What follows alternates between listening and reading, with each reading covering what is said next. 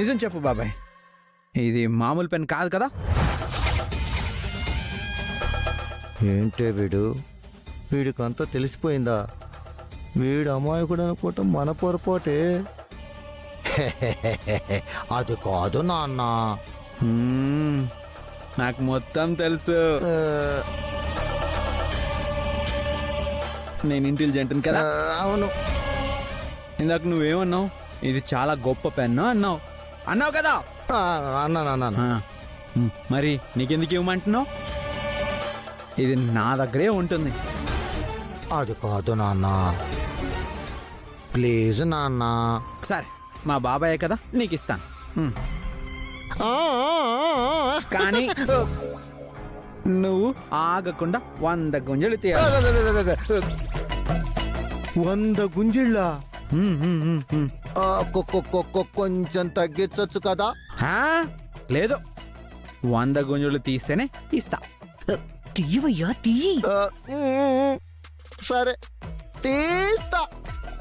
తీ.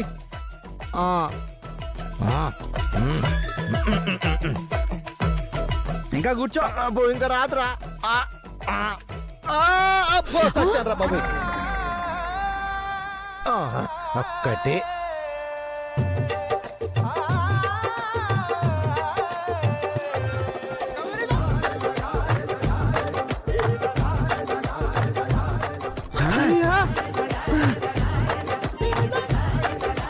డెబ్బై రెండు.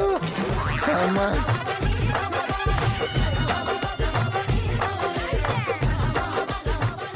బాబాయ్ ఫెయిల్ అయ్యాడు.